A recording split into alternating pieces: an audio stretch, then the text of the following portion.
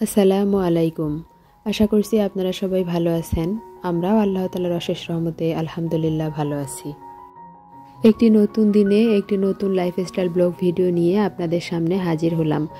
সকাল সকাল আমরা বাইরে নাস্তা করতে গিয়েছিলাম। এখানে পরোটা, ভাজি, দই দিয়ে নাস্তাটা করে নিলাম। বাইরে একটু হেঁটে নাস্তা করে তারপর বাজার করে ঘরে ফিরেছি। বাজার থেকে মুড়ি নিয়ে এসেছি। প্রথমেই মুড়িগুলো কন্টেনারে ঢেলে রাখছি, তা না হলে আবার দেরি হলে ড্যাম হয়ে যাবে। মুড়িগুলো চেলে রাখতে পারলে ভালো হতো, কারণ মুড়িতে অনেক বালু থাকে, ময়লা থাকে। আপাতত আমার হাতে সময় নেই, সেজন্য এভাবেই রেখে দিলাম, পরবর্তীতে চেলে রাখা যাবে। ডিম নিয়ে এসেছি, তো আমি তো ডিম ধুয়ে সবসময় ফ্রিজে রাখি, তাই আগে ধুইতে হবে, তারপর ফ্রিজে রাখবো। আরও টুকটাক কিছু বাজার নিয়ে এসেছি। কাঁচের বয়াম নিয়ে এসেছি 2টা, তারপর পাঁচফোড়ন, নারিকেল তেল, সবগুলো বাজার এখন গুছিয়ে রাখবো। কিছু সবজিও নিয়ে এসেছি, পটল, তারপর বেগুন। ভিডিওর এই ফাঁকে আপনাদেরকে ছোট্ট একটা কথা মনে করিয়ে দেই, আপনারা যদি এখনও আমার ভিডিওটিতে একটা লাইক দিতে ভুলে গিয়ে থাকেন, তাহলে প্লিজ একটা লাইক দিয়ে দিবেন, কারণ আপনাদের ছোট্ট একটা লাইক আমার ভিডিওটিকে আরও অনেক মানুষের কাছে পৌঁছে দিতে সাহায্য করবে। কাঁচামরিচ, ভিমবার, তারপর রসুন, এগুলো নিয়ে এসেছি। সব কিছু এখন আমি জায়গা মতো গুছিয়ে রাখবো, তারপর আবার রান্না বান্না করব। আমি বেশিরভাগ তরকারি কাঁচামরিচ দিয়েই রান্না করি, সেজন্য আমার কাঁচামরিচটা একটু বেশি লাগে। শুকনো মরিচ আমরা শুধু মাংস আর মাংস জাতীয় যে কোনো রান্নায় ব্যবহার করি। ডিমগুলো একটু ডিটারজেন্টের মধ্যে ভিজিয়ে রাখবো 2-4 মিনিট, তারপর ময়লাটা নরম হয়ে গেলে পরিষ্কার করে ফ্রিজে রেখে দেব। বেশিক্ষণ ভিজিয়ে রাখলে ডিম তাড়াতাড়ি নষ্ট হয়ে যায়, কারণ ডিমের খোসার মধ্যে ছিদ্র থাকে, সেগুলো দিয়ে ভিতরে পানি প্রবেশ করে, তাই বেশিক্ষণ ভিজিয়েও রাখবো না। আমি দেখি অনেকেই ডিম না পরিষ্কার করেই ফ্রিজে রাখে, আমার কাছে কেমন যেন ঘেন্না লাগে, কারণ ডিমে অনেক ময়লা থাকে। ওভাবে ফ্রিজে রাখলে সেগুলো ফ্রিজে খাবারে জীবাণু ছড়ায়। ভাজির জন্য এই গোল বেগুনগুলো নিয়ে এসেছি, পোলায় চাল আর কিছু টমেটো। এগুলোই আজকে টুকটাক হালকা পাতলা বাজার। আজকে খুব সিম্পল রান্নাবান্না করব, তিল, আলু, ডিম দিয়ে রান্না করব।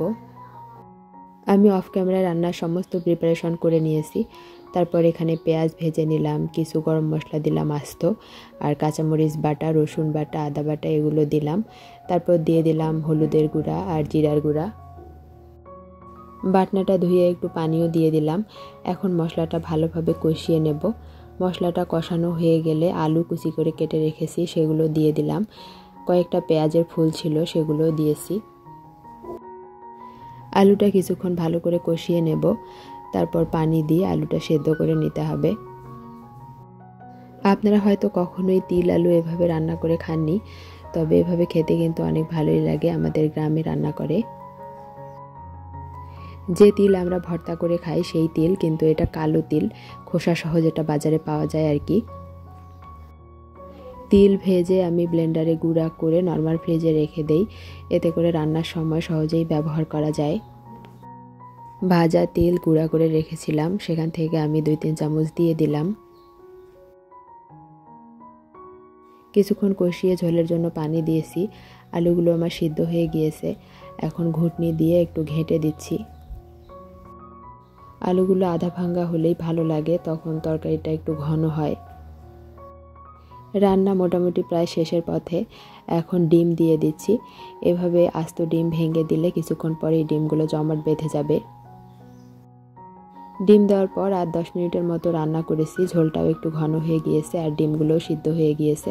তারপর আমি সার্ভিং ডিশে নামিয়ে নিলাম। এই তো আমার রান্না হয়ে গিয়েছে। যেহেতু খোসা সহ তেল দিয়ে রান্না করেছি, তাই কালারটা কালো এসেছে, কিন্তু খেতে অসাধারণ। আপনারা ট্রাই করে দেখতে পারেন। কিছু টোস্ট বিস্কুট ছিল রুমে, খাওয়াই হচ্ছিল না, সেজন্য ভাবলাম যে আজকে দুধে ভিজিয়ে রাখি। দুধে ভিজিয়ে রাখলে নরম হয়ে যাবে, তখন বিকেলে খাওয়া যাবে। আম্মু আমাদেরকে ছোটোবেলায় প্রায় এই খাবারটা খাওয়াতো, টোস্ট বিস্কুট বা পাউরুটি দুধে ভিজিয়ে খাবার দিত বিকেলে। আর আমরা ভাই বোনেরা অনেক মজা করে খেতাম। আমিও মাঝে মাঝে করি, তবে খুব একটা না। চলে আসলাম বিকেলে। দেখেন দুধগুলো শুষে নিয়ে টোস্টগুলো কেমন নরম হয়ে গিয়েছে। আজকে বিকেলের নাস্তা এটাই খাবো, আপনাদের ভাইয়া বাসায় নেই, আমি একাই খাবো। কে কে আমার মতো এভাবে টোস্ট বিস্কুট পাউরুটি দুধে ভিজিয়ে খেতে পছন্দ করেন আমাকে কমেন্ট করে জানাতে পারেন, জানতে পারলে আমার ভালোই লাগবে। রাতে রাইস কুকারে ভাত রান্না করেছি, সেখানে মিষ্টি কুমড়া আর রসুন সিদ্ধ বসিয়েছিলাম।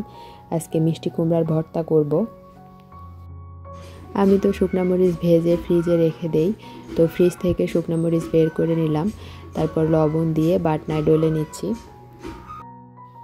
অনেক দিন মিষ্টি কুমড়ার ভর্তা খাওয়া হয়নি, আর এইটুকু মিষ্টি কুমড়া ফ্রিজে ছিল, রান্না করা হচ্ছিল না, তাই ভাবলাম যে আজকে ভর্তা করে ফেলি। আজকে তো তেমন কোনো রান্না করিনি, দুপুরে ওই যে তিল আলু ডিম রান্না করেছিলাম ওগুলোই আছে, আর এখন গরম ভাতের সঙ্গে মিষ্টি কুমড়া ভর্তা, এগুলো দিয়েই খাওয়া হবে রাতে। আপনাদের মধ্যে যারা আজকেই আমার চ্যানেলে প্রথম এসেছেন, আমার ভিডিওর কোথাও কোনো অংশ আপনাদের যদি একটুও ভালো লেগে যায় তাহলে প্লিজ আমার চ্যানেলটির পাশে থেকে যাবেন, আমার চ্যানেলটিকে সাবস্ক্রাইব করে দিবেন। চ্যানেলটি সাবস্ক্রাইব করে পাশে থাকা বেল বাটনটি অবশ্যই অন করে দিবেন, তাহলে আমি যখনই ভিডিও ছাড়বো তখনই আপনাদের ফোনে নোটিফিকেশন চলে যাবে, আর আপনারা চাইলে সময় করে আমার ভিডিওগুলো দেখে নিতে পারবেন। আদা বেটে ডিপ ফ্রিজে রেখেছিলাম, সেগুলো বের করে আবার নর্মাল করে নিয়েছি। এখন আইস ট্রেতে করে রেখে দিব। আইস ট্রেতে করে রাখলে ঝটপট আমার যখন প্রয়োজন তখন আমি একটা করে কিউব বের করে তরকারিতে ব্যবহার করতে পারবো। আদা বেটে একটু সয়াবিন তেল আর লবণ মিশিয়ে এভাবে ডিপে রেখে দিলে দীর্ঘদিন পর্যন্ত স্বাদ ঘ্রাণ ভালো থাকে। কাজের সুবিধার্থে আমি সবসময় এভাবেই করে রাখি। আজকের মতো তাহলে এখানেই বিদায় নিচ্ছি, দেখা হবে আবারও নতুন কোনো ভিডিওতে ইনশাআল্লাহ। সেই পর্যন্ত আপনারা সবাই ভালো থাকবেন, আমাদের জন্য দোয়া করবেন। আল্লাহ হাফেজ, আসসালামু আলাইকুম।